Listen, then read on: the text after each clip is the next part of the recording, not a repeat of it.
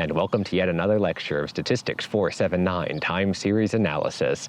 Today we're going to be doing a bonus lecture, no more spectral methods. We're going to be looking at something called Holt-Winters and Exponential Smoothing. It's going to be a good time.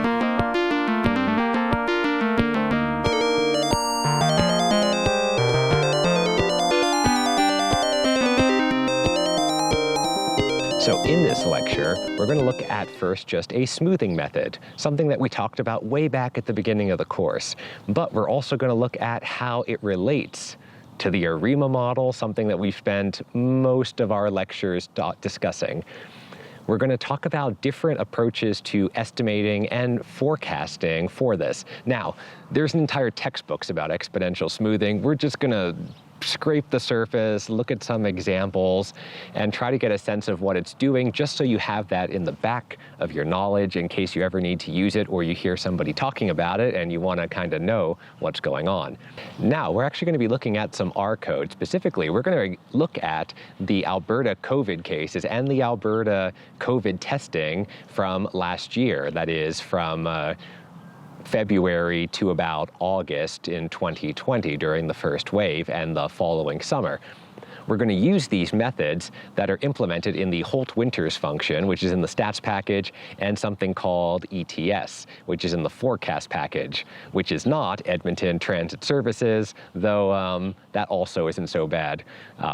We're going to figure out how these functions work, and we're going to compare them to modeling with the ARIMA models, to fitting an ARIMA model to our data, as we've done throughout the rest of this course.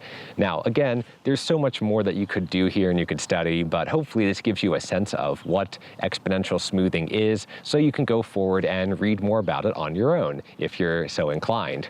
And with that, let's get back into the notes and see what this is all about. And welcome back to another lecture of Statistics 479 Time Series Analysis. Today we are on bonus material, because we finished everything that I really wanted to cover in the course, or at least the things that I covered in the course last year when we were under the various slowdowns that came with the onset of the COVID pandemic. Now that we have an extra 2 bonus lectures here, we can fill it in with some supplementary material that will certainly be interesting, I think, should you ever need to deal with time series data in practice. Today's topic will be on exponential smoothing and Holt-Winters, and these are a different approach to modeling and forecasting with time series. Now, I say a different approach because it kind of has a slightly different mindset involved, but we're going to find out that a lot of these methods are actually connected to certain ARIMA models that we've already seen when we've seen earlier in the course. So we're going to do just a quick overview of some of these methods in the notes, and then we'll move into RStudio, and I'll show you how some of the functions work. This is a very quick overview. There are entire textbooks on forecasting with exponential time series or exponential smoothing and things of that nature. So there's a lot more to this topic that we're not going to cover today. I'm just going to give you a brief overview, some interesting little tidbits that you can then use to go further into this subject if you are interested. So what's this all about? Well, let's get into the notes and find out. All right, so the first topic that I want to talk about is called simple exponential smoothing. And this topic is one that we really could have covered way back at the beginning of the course when we talked about the moving average smoother. So when we first introduced the idea of a moving average smoother, what we said was that we're going to take some time series xt, and what we're going to do is we're going to create a new series st, where what we'll do is let's say, average some adjacent values like xt minus h plus xt plus x, or xt plus h, all divided by, in this case, I guess, 2h plus 1 if we have just a uniform average, right? Not a weighted average. In this case, we're just doing an, I guess, 2h plus 1 time unit moving average, right? So all I'm saying is this is something that we talked about way back at the beginning. I could just take a window, slide it along my time series, and average the points that are within that window together to create a new, smoother time series.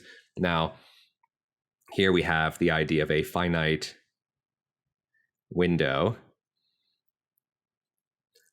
But we could also do what's called exponential smoothing.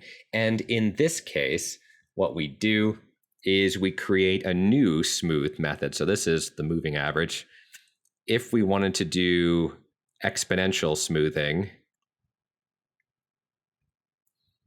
which is sometimes called simple exponential smoothing. There's a lot of terminology here, and it can be a little confusing. You'll see like simple exponential smoothing, double exponential smoothing, linear exponential smoothing, Holt-Winters smoothing, or Holt-Winters, whatever. There's a lot of different terminology. It can be a little confusing. So we'll try to make some sense of it, but yeah, just to be aware of the fact that sometimes you see someone use one term when they actually mean something else. It doesn't seem like it's strictly well defined, all of the definitions, but roughly, if somebody says exponential or simple exponential smoothing, what they probably mean is doing something like this, which is taking, basically we define ST, which is our smoothed time series, to be, well, alpha times xt plus 1 minus alpha times st minus 1. And maybe we can say where, well, I guess we would just start this at, say, yeah, where S1, the starting point, is just going to be x1. Okay, so what does this equation mean? Oh, and I should also say for some choice of alpha in 0, 1. So what are we doing with this equation here? What we are doing here is this is a weighted average of the current point xt and the previous smoothed value st minus 1. And here alpha is between 0 and 1. So if alpha would be 1/2, what I'm going to say is the new point that I'm estimating is going to be half the, or I'm smoothing, I guess, is going to be half the newly observed value and half the previous smoothed value. So in a sense, it's building in some inertia into the system. It's saying, rather than just saying x1, x2, x3, x4, we're going to take those observed values, but we're going to have some aggregating average in ST that we're going to sum up here with a weight depending on alpha. If alpha is equal to 1, we just return the original series. There is no smoothing applied. If alpha is equal to 0, well, I guess in that case, we just return x1 all the way through, and it's super boring. But right, these are the two extremes. And you'd have to choose alpha to decide exactly how you want to smooth. So then the question is, well, why in the world is this called exponential smoothing? Because I don't see an exponent anywhere in here. And what happens is if we actually iteratively write out this definition, so if we use this definition and we say that ST is going to be alpha xt plus 1 minus alpha times, and then what's st minus 1? Well, it's going to be alpha x t minus 1 plus 1 minus alpha x, not x, s t minus 2. Okay, so if we were to keep iterating this, what would we get? Well, what we would get is we would get well, not an infinite series, a finite series, let's say something like the sum of j from, let's see if I get this right, 0 to, I guess, well, t, let's see. Well, I'm going to write it out and I'm going to figure out what my exponent should be after the fact, right? What we're going to have here is we're going to have alpha times everything. And then we're going to start with an alpha, 1 minus alpha to the 0, 1 minus alpha to the 1, 1 minus alpha squared, and so on. So this should be well, I guess just a j. And then we're going to have an x t minus j. And I guess we have to go all the way back to x is equal to, or x1. So j would have to go to t minus 1, something like that.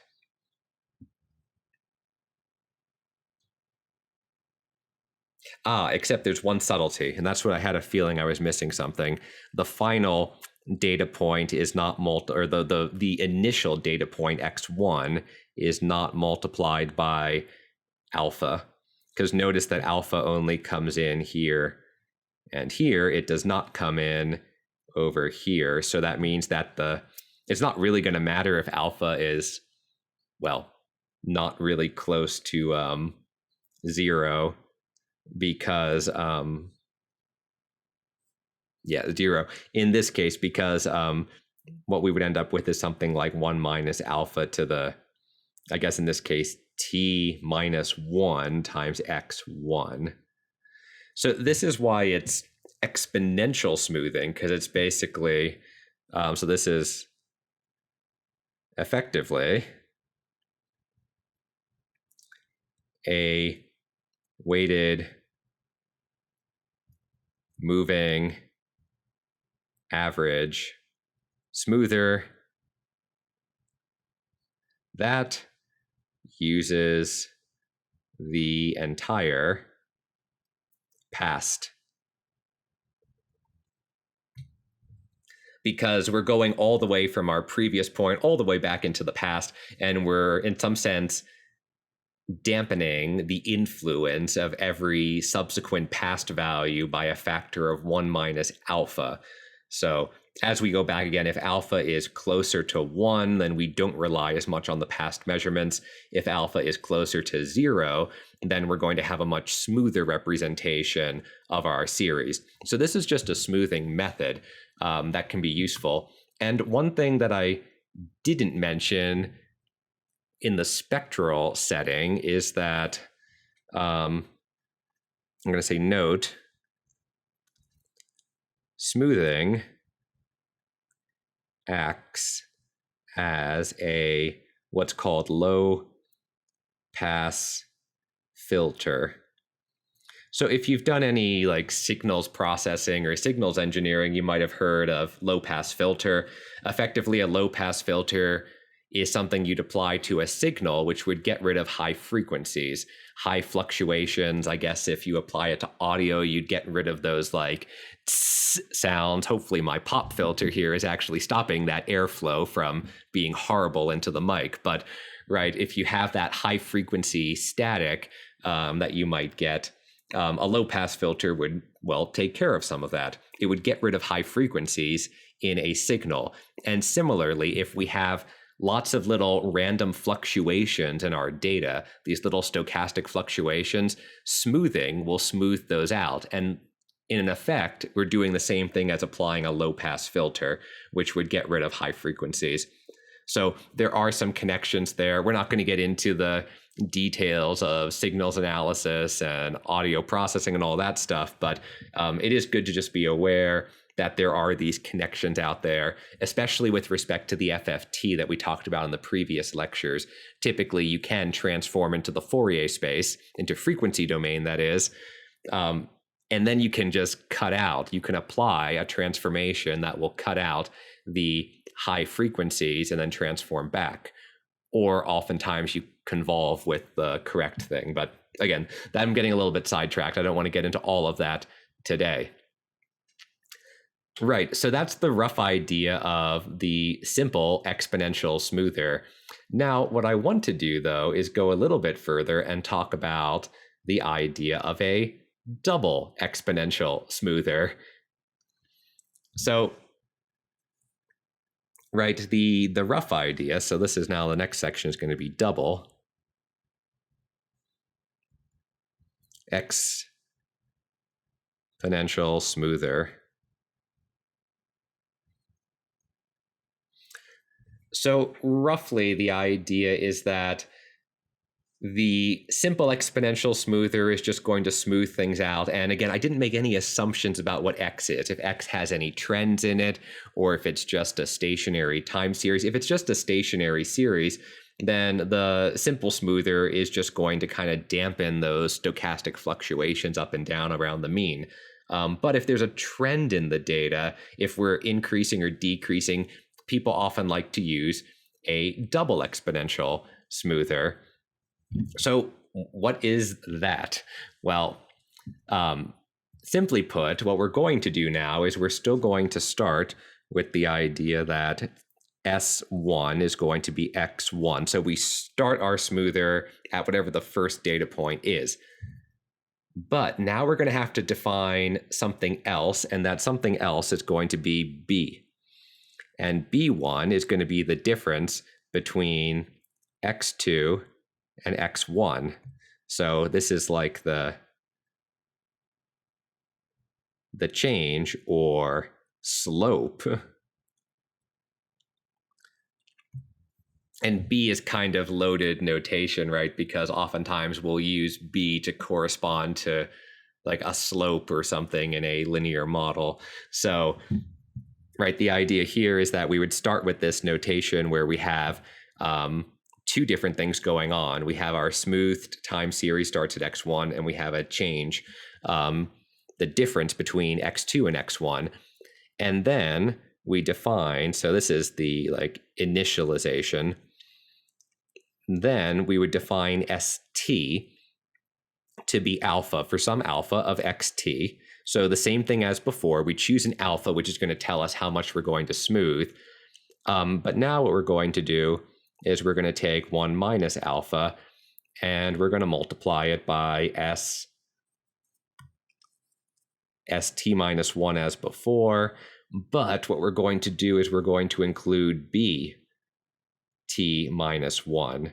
So in this case, it's the previous smoothed value, but we're adding something else, which is the, well, I didn't define what B is going to be, but this is going to be like the smoothed slope or change. Yeah, so I should probably tell you what BT is going to be defined as, because BT, and this is where it's a double exponential smoother in the sense that BT is also going to have a exponential smoother type look to it. In this case, we're going to need another parameter, say beta, which is going to be another value between 0 and 1. I'll write that over here. We need an alpha in 0, 1 and a beta in 0, 1. Anyway, given that, what we're going to look at is the change in our smoothed value ST minus 1. And we're going to have 1 minus beta times the previous BT minus 1. So effectively, the BTs are kind of just like a simple exponential smoothing of the change in our smoothed time series, right? So again, this is maybe a little bit like, okay, we're just going a little one step further down the rabbit hole here. But sometimes you see this referred to as things like trend smoothing, the idea that we have a, we're considering how is the time series changing from one point to the next. And again, I'm not an applied statistician who has spent lots of time doing time series analysis, but from reading through textbooks and some papers, I get the sense that people like this approach when there are trends in the data versus the simple exponential smoothing. But again, talk to an econometrician if you really want to see how some of these things are applied in practice, because that's not my expertise by any means. Now, you can actually take this to something called triple exponential smoothing. There's also additive versus multiplicative exponential smoothing. There's a lot of crazy things here.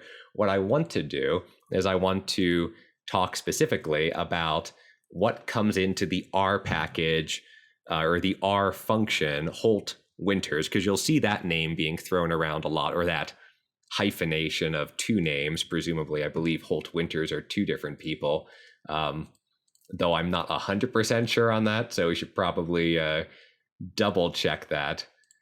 All right, so what I want to do is I want to try to make more sense of these exponential smoothers in the context of things that we're already familiar with, that being the ARIMA process. Because we'll say, fun fact, which is that simple exponential smoothing is the ARIMA 0-1-1 model. So that's interesting, because on one hand, we had this idea that I just want to have a smooth version of my time series.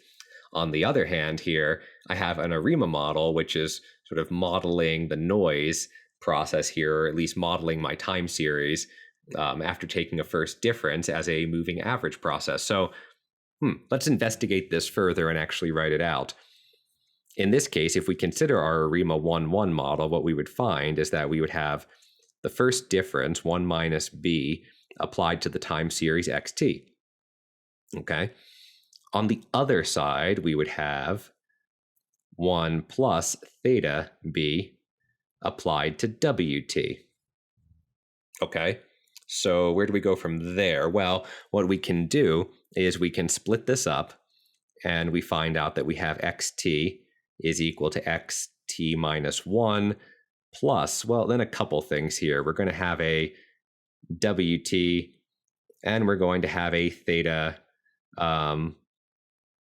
wt minus 1. Now, what we're going to get back to is that idea of the innovations algorithm. Remember, the innovations algorithm was telling us way back in our notes, it was saying that what I could do is I could look at these residuals, like I look at the changes in my time series to kind of get an estimate of what the white noise should be, the little fluctuations, and then use that as a way of doing forecasting. Well, in this case, what we're going to do, right, is we're going to note that we're going to make a note that roughly what we're saying here is that the change in xt is going to correspond a bit to the white noise process. So if we wanted to do some forecasting and we wanted to say, figure out what xt is based on the previous measurements or the previous observations, what we would probably do is say, okay, well, I'm going to use the previous observation, xt minus 1. Now, wt, white noise at the current time, is kind of like a stochastic fluctuation. It's unknown, but it's mean 0. So we would not include that. But what we would want to do is try to figure out what the previous white noise wt minus 1 is based on the data, the previous data. And one way to estimate or the white noise, I kind of hate saying that because it feels like I'm saying estimate a normal random variable, which is just a normal random variable. But right, we can kind of think of the white noise here as a residual, the difference between the t minus first data point and the previous prediction of the t minus first data point, right? Okay, so now what happens if we rearrange this? Well, what we end up with is something that's going to be, I think I missed a minus sign somewhere. Yes, I think I want a minus sign because ultimately what I want is something that's going to be like 1 minus theta x t minus 1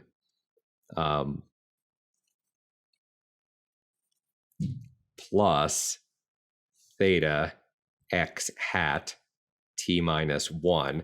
So what we're kind of doing is saying that the new prediction is going to be a weighted average of the previous prediction and the current observed data point, right? And this is the idea. In this case, the role of alpha above, which has not quite fallen off the top of the screen here, is being played by, well, this is the double exponential smoothing, but same idea.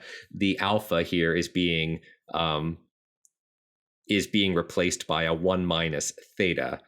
So where in the world did my minus sign go?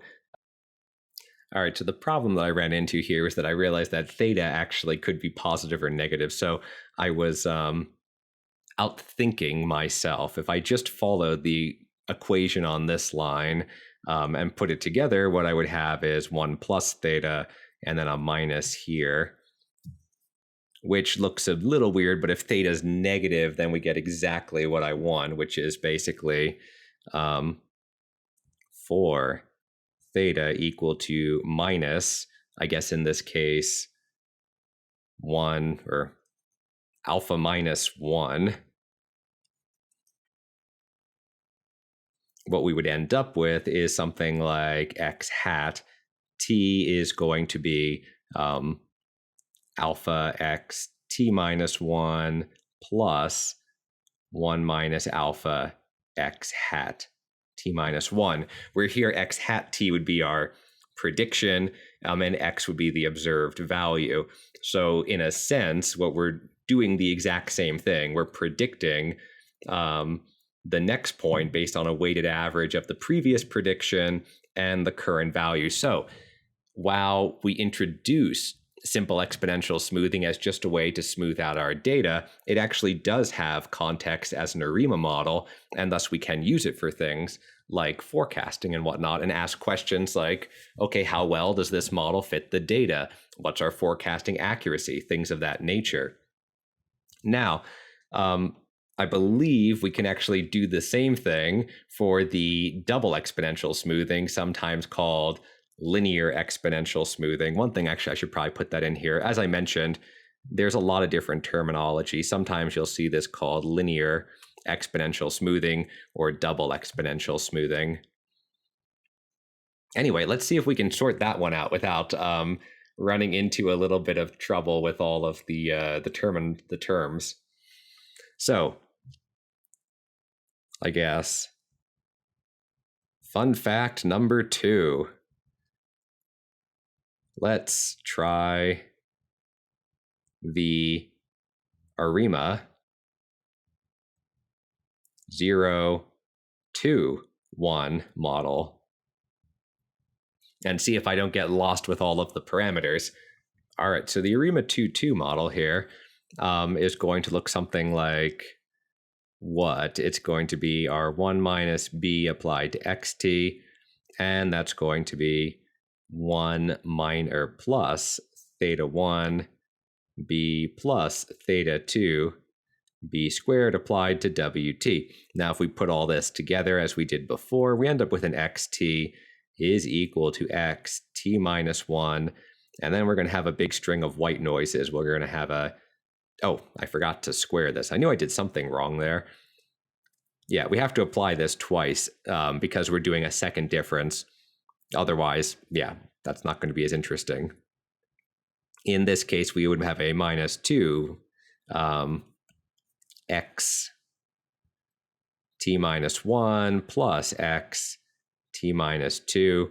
And on the other side, we're going to end up with what? A wt, a theta 1 wt minus 1, and a theta 2 wt minus 2. Okay, so if we rearrange these terms again, what we end up with is something that's going to look like 2x t minus 1 plus x t minus, or minus, sorry, got to get these minus signs, right? They are killers. Anyway, we get something that looks like this. Now, if we use the same minus 2, if we use the same thought process as above, what we can do is we can replace the W's with differences between our predicted and our forecasted, or our observed and our forecasted values for xt. So here, if I'm, let's say, hat, so if I want to predict xt, or I want to forecast it, right, what I can do is I can use the previous two data points. The wt gets replaced with 0, just because, again, we don't have any information at what's happening at time t. I'm assuming I don't have the data point xt in this example, but we have the previous data points. Now for wt minus 1, however, we can try to estimate that by looking at the difference between xt minus 1 and xt minus 1 hat. And similarly, we can do the same thing over here. We can have an xt minus 2 and an xt minus 2 hat. Cool. Okay, so what happens when we put all of this together? Well, the first thing we're going to get is we're going to get, let's see if we can keep track of everything here. We should get a 2 plus theta 1 xt minus 1.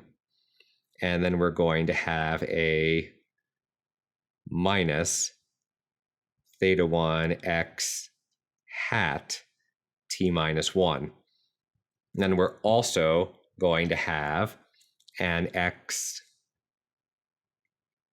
let's see if we can get this, a minus, okay, now we're going to have a theta 2 minus 1 xt minus 2, and a, well, I guess I can just subtract this whole thing, minus 1 minus theta 2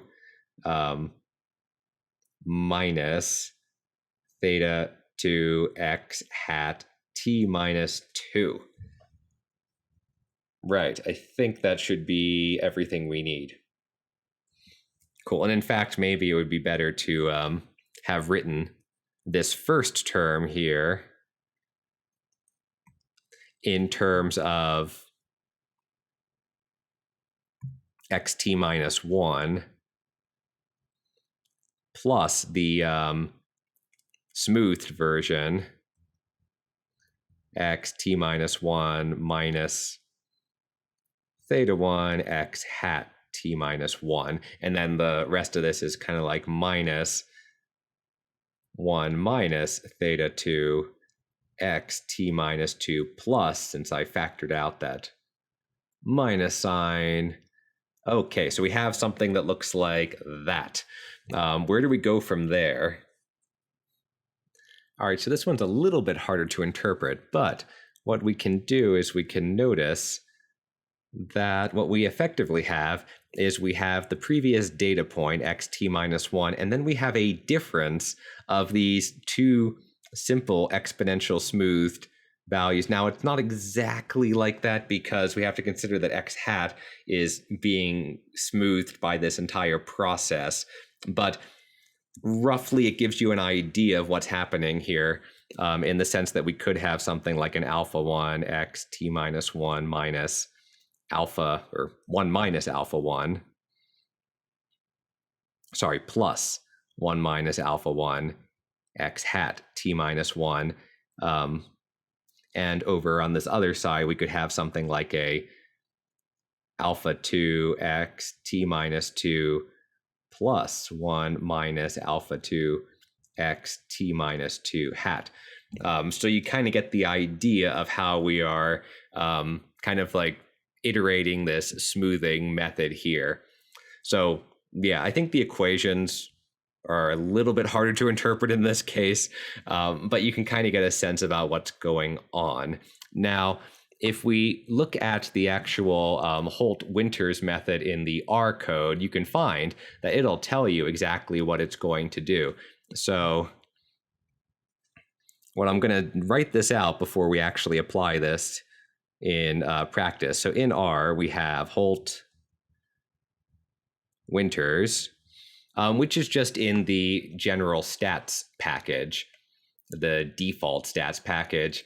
And you can do either an additive or a multiplicative Holt-Winters, I guess, forecasting. So what does that look like? Well, it gives you the formula that it does right in there, but it can be a little bit confusing if you when you first stare at it. So I thought we could write it out here initially. All right, so let's look at additive Holt-Winters in R, which is going to also have a, a kind of like a mean, a linear piece, and a seasonal piece attached to it. I didn't write this out before, but we'll look at the equation to try to make sense of what's going on. So in the sense of the R code, what it tells you is that it's going to predict a y hat at time t plus h, so h step ahead forecast. What is it going to give you? Well, it's going to make that as a combination of at plus h times bt plus s. Now, my notation is going to change a little bit from above, where I was using s as a smooth time series. S here is going to be the seasonal bit that has some type of periodicity to it. So here we're going to do a t minus p plus 1 plus, and then they're going to have an h minus 1 mod p, which is kind of annoying to look at. Effectively, what it's saying is that every h, I mean, the rest of this is kind of annoying, but it's effectively just saying period p, so that every time h goes p steps, we kind of start over again. So the Holt-Winters method of forecasting and modeling and forecasting here is going to use an equation that looks like this. But then it asks the question, well, what in the world are AT, BT, and ST? So here we have AT, and this is going to be our smoothed, it's going to look a lot like the double exponential smoother, but there's going to be a seasonal component here. So what it's going to be is it's going to be alpha, which is going to be some parameter that we can choose or try to let the algorithm select. And it's going to be yt, which is our observed. Oh yeah, I'm using yt because they're using yt, but I'm going to switch back to xt just because that's the notation we've been using for the whole course. Xt is our time series. Now, we have the present, the most recent present value xt, or the teeth value, minus the seasonal bit. And the seasonal bit here is going to be st minus p. So it's like saying I go back one season to see what the change is, right? That's intuitively what's going on here. This is kind of like the present, and this is the last season. So if we have monthly data and we have an annual season, it's like saying, okay, I have my observation for January 2021. I can go back and use my seasonal, I guess, smoothed value from January 2020 and look at the difference. Anyway, we're going to have that difference in here, and we're also going to have a 1 plus, not plus, a 1, come on, R, or Microsoft, a 1 minus the previous value, a t minus 1 plus b t minus 1. Okay, so what is that doing? Well, what it's doing here is it's saying that we're going to have some type of AT is basically like our smoothed mean in some sense. We're looking at how xt changed from the previous seasonal bit and weighting that at alpha. And then for 1 minus alpha, we're going to have the previous AT value plus the change. And BT is going to be like the slope or the smoothed change or trend parameter or series, I guess.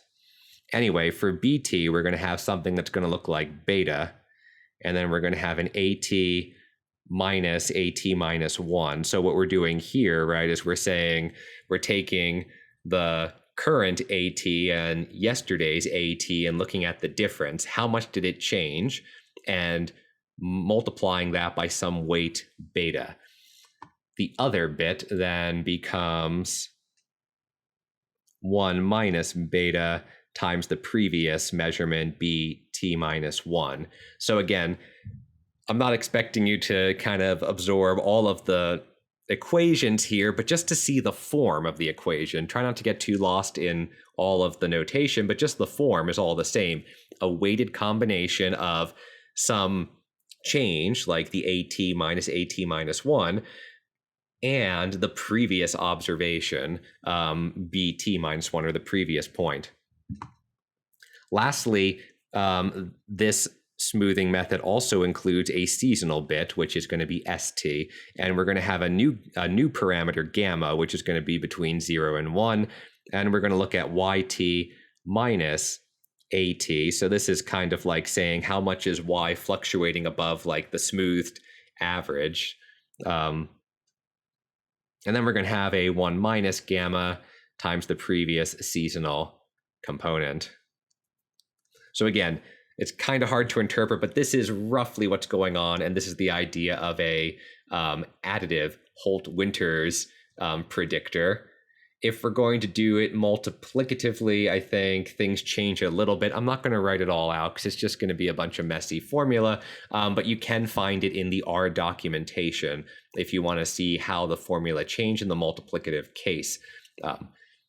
But more interestingly, what we're actually going to do is try to work with this model with real data and just get a sense of what's going on. Because I know this is the end of the course, and we're going to just aim to increase our repertoire of time series tools so that we have some ideas in our head if we want to try something else beyond just using ARIMA, which was the main function we used to fit and predict time series models in this course. All right, and we're back in RStudio. It turns out I forgot to actually record my screen because, well, it's been a long term and we're almost there now, but that's why there's all this junk up on the screen already. But what I did was I tried to load in the data set of Alberta COVID cases, the data set that you've looked at in this course throughout the assignments. And what we see is that, we have that big first wave spike. It drops down by, I think, the end of April, kind of into May. And then it starts to slowly increase as we move throughout last summer. This is all 2020. And what we wanted to do, after you can see all my random code here that I already ran, is I want to try to use Holt-Winters on it. So if we go back to what Holt-Winters function is, now this exists in the stats package in R, the default one. What it allows us to do is to plug in our time series X as well as our parameters alpha, beta, and gamma here. Again, alpha is going to be the overall kind of like filtering. Beta is going to be more for the trend, and gamma is going to be the seasonal parameter. These are all going to be values between 0 and 1. And then there's a couple other things that you can do about starting values and whatnot. You actually don't have to set any of these. You can let the algorithm decide it for you. So here's the crazy formulation of this. We're going to ignore the seasonal part because, well, we don't have any seasonality in this data set. In fact, I think I tried accidentally running it that way because I didn't tell it to not fit a seasonal part, and it got mad at me and said there's the period is not a non-existent here, so we don't want to have a seasonal component.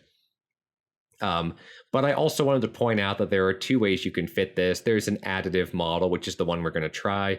There's also this multiplicative one, if that's something of interest. I'm not going to get into all the details on that, but you can quickly see that it looks very similar, but some of the formulation has changed with how the seasonal component comes in and how you compute AT and BT. And well, BT looks, I think, the same, but at least how you compute AT and whatnot as well. Now, one thing to note with this function is that if you don't tell it what alpha or beta or gamma value to use, it's just going to try to optimize them all based on the one step ahead prediction error, which is kind of neat. It basically says, I'm going to try a bunch of different alphas and betas and whatever in order to try to optimize the prediction error. So what happens when you do that? Well, I already did it, but we will do it again so you can see it live. Right, what I can do here is I can go to my Holt-Winters function, and I'm going to run it on the AB Alberta COVID cases data set. Again, it looks something like that. I am going to say gamma is equal to false, which basically says don't include that seasonal component in the model. And what I get is something that looks like this. So I get my alpha and my beta out. Here, beta is really small, which is kind of saying like I guess in this case, right, if alpha is large, alpha in this case is large, then the larger alpha is, the more that we just rely on the previous observation to predict the next. So alpha equal to 1 is kind of like the random walk case where it's like it could go up or down, but the best we got is just use the previous observation. Meanwhile, here we have beta. Beta is quite small. So in that case, we're actually relying on some like smoother trend. And we have some coefficients here for like a mean and intercept, which don't really, I think, well, yeah, roughly. Anyway, what does this look like? Well, if we actually plot this forecast, we get something that looks like that, which almost has like this double vision look to it. Like, am I seeing that correctly? I kind of see it looks a little bit blurry. Remember that alpha is quite large, and if alpha is quite large, we're going to be using the previous measurement to predict the next measurement. So what I can do is I can actually go back here and manually choose alpha equal to 1 and beta non-existent. And what that's going to do is it's going to basically say, I'm going to predict the next value based on the previous value, and you take your whole time series and you shift it with no actual smoothing. On the other hand, if I set alpha equal to 0.1, so now I'm going to have this is a simple exponential smoother, and I get something that looks like that, right? Where it's trying to use the previous values to predict the trend through this simple exponential smoothing. Now, it's not really a great fit, right? You get this, you can see pretty quickly that it's kind of lagging behind. Lagging is kind of a loaded term in time series, but it's falling behind in what it's supposed to be doing. The actual cases are dropping down, and it's very slow to catch up to it. Mainly because, again, if I have alpha close to 0, there's a lot of inertia built into this. If I were to set beta here, let's try something like alpha is equal to 1/2, and let's include beta equal to 1/2 to see, oh, it's going to get mad at me. Okay, let's try beta smaller. Nope, it's going to still get mad at me. Well, that's always good. Oh, yeah, I'm just being silly here. I already had beta in here, and R's just like, what are you doing? You're giving me 2 betas. I don't want 2 betas. So let's see what happens if we include both beta at 1/2 and alpha equal to 1/2. Well, now it actually is kind of a little bit better in the sense that it follows the time series a little bit more closely. Again, we're not optimizing the one step ahead prediction error that was done by those other choices of parameter where alpha is large and beta is quite small. In contrast, we can do the exact same thing if I get rid of this, but keep gamma equal to false for the A/B tests, that is the number of COVID tests performed. Now, before we look at the results, we should look at what the actual data says. In this case, we see an increasing linear trend, roughly, I should say, increasing linear trend. It's almost like there's a little bit of a change point in here when we move out of the first wave and then move into the summer when things calmed down a bit. But in this case, we get a smaller alpha, actually, so a little bit more inertia in the system, and beta still is, I guess, quite small. In this case, if I were to plot this model, Yeah, it's going to look the same, which is kind of like the same series, slightly offset. Remember, what we're basically doing here is we're trying to predict the next guy based on the previous guy, but adding in some exponential smoothing. So you can have a lot of fun just playing with this. I mean, I think sometimes the best way to learn about methods in statistics is just to experiment, just to kind of see what happens when you apply these methods. Right. So then the other thing I wanted to talk about is that there's another function called ETS, which exists in the forecast package. Now, if you read some of the documentation on ETS, you'll see the author saying that you should be using this function and not Holt-Winters because this one is better. I guess I can take his word for it. I haven't actually used either of these too much, but you can see that the same ideas occur. We have an alpha, we have a beta, we have a gamma. We have something called damped here, which is for dampened time series, something that we didn't talk about, but that's another thing. There's also this crazy model argument here. And here for the model argument, what you have to do is you have to put in an A, an M, or a Z, or I guess an N, an A, an M, or a Z, where what you get is you get additive, multiplicative, and Z is automatic.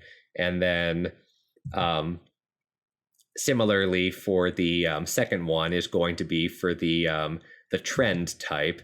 So I guess here, yeah, they have N now included, which is no trend. So if you just want to do simple exponential smoothing, and the same thing for the seasonal component. So it looks kind of annoying, but it's actually quite nice in the sense that you can run this almost automatically. And they give you some examples. Like if you type in ANN, you're saying do simple exponential smoothing. There we go. Or you can have MAM, which is the multiplicative Holt-Winters method with, I guess, this, multiplicative seasonal bit here. Oh no, the additive bit. There's an additive. Yeah, so it has an additive bit for the trend. Yeah, so basically you can try lots of different things. The neat thing is that it'll just pick one for you. So I haven't actually run this yet, which is always fun to see what's going to happen live. It's not technically live, is it, since I'm pre-recording this? So if it goes horribly, I'll just edit it out. But it could be fun to see what happens if I just give it the Alberta cases time series. All right, so what did it tell us? Well, we get some interesting things here. It comes up with an MAN, a man model, I guess. This is for the multiplicative errors and additive trend and no seasonal component, as we saw before. It estimates an alpha and a beta parameter. Remember, these things, even though we didn't write down all the equations, these things are the smoothing, well, it says right there, they're the smoothing parameters. The larger the value, the less smooth. The smaller the value, the more smooth. It also does some states-based stuff that we're not going to talk about, and it gives us some AIC, which is always kind of nice to have that included in here. So hopefully it's going to have a built-in plot function for us. Yeah, there we go. And in this case, we actually get an entire decomposition with the so-called level and slope. So it takes our Alberta COVID cases and it breaks it into two pieces. The first being the kind of like the smoothed, I guess, air or something, how it's fluctuating up and down. And then we have this kind of trend as well. I guess the fact that it's increasing a bit and then not as much. So it's you can kind of stare at this for a little bit to try to make some sense about what's going on here, right? But it is kind of neat that you have this entire other method of modeling that we can use. We can do this the same thing to the A/B tests, and we can look at it to see what we get out. It also picks the man model with actually fairly similar choices of parameters there. And we can plot that just to see what we get. And yeah, you kind of get this sense of what's happening here with respect to like the AT and the BT series, smooth series on top of the actual observations. But ultimately, you might want to ask yourself, is one of these better than what we already did with ARIMA or not, right? Well, we could actually sort that out because we can use the accuracy function to test the forecasting accuracy of these methods. So let's do a little throwdown and see which method works better, right? What we can do is we can fit an MD auto, which I'm going to use auto ARIMA because I'm too lazy to pick a better one. We'll use auto ARIMA to decide what the best series is for AB cases. And we have MD.auto, which is going to be an AR11 model. In contrast, we can do MD ETS as I did before. In this case, we're going to apply the ETS method to the AB cases. And now we have two different methods. So let's look at the forecast accuracy. MD auto is going to give us a root mean squared error of 26.8, whereas ETS is going to give us, a slightly higher root mean squared error, sadly. And I guess mean absolute error as well. And these other ones, there's way too many forecasting errors. They really bug me that there's so many of them, but I guess everybody has their own favorite. Anyway, it looks like in this case, the ARIMA 1.1 has outperformed our new friend ETS. But what happens in the case of the tests? Now, I haven't actually run this. I'm just doing this on the fly. So we're going to find out together, or you'll find out once you actually watch this video and I compile it and upload it. Regardless, we can get our A/B tests. The auto ARIMA tells us that it should be an ARIMA 1.1.1 model. In contrast, if we jump back to ETS, what do we get? If I can type this correctly. Well, let's go back to accuracy and find out. In this case, our root mean squared error is, well, quite big. It's all relative, right, to the data. In this case, we have an 874.9. For ETS, we have 905. And the mean absolute error is a 666, which is, I guess, ominous. Regardless, it looks like in this case, the auto ARIMA is picking a better model than ETS is with respect to forecasting error, at least the mean squared error and the mean absolute error. So it does just give you an idea that there are other methods out there for fitting time series models, doing prediction. This idea of both Holt-Winters and exponential smoothing is another aspect. There are a lot of connections to ARIMA, as I mentioned in the notes, right? Sometimes you'll see them just say IMA for an integrated moving average model, but that becomes very popular as well. Right, what's the best way to model your data? Well, you have to try other things. And I would also encourage you not to just rely on the defaults here, the auto ARIMAs and ETS automatically selecting a model for you, because ultimately you want to consider the data set you have and what type of models might be good to fit it and to use for forecasting and whatnot. It can be a little dangerous when you let the algorithm just sort of decide which model is the best for you. Now, that being said, that's what I did right here for testing purposes. But going forward, it's always good to try multiple models out on your data just to see what happens, because AIC, BIC, they might give you different answers. And they also, working with respect to prediction error, might give you another answer as well. So again, all models are wrong. Some are useful, as Bach said, and every single person at every statistics conference has said as well. So I figured I might as well jump on the bandwagon and say it here before we end this course. Right, so this was a bit of a shorter lecture, but this is all that I really wanted to talk about for today, just to give you a taste of other methods that are out there in time series. Going forward, we have one more bonus lecture left, so we're not quite done yet. So if you want to learn a little bit more about a different method, tune into the next lecture, and then we will slowly enter the end and do some review of what we talked about throughout this entire lecture course before we conclude this video lecture series. Right, so I will see you in the next lecture.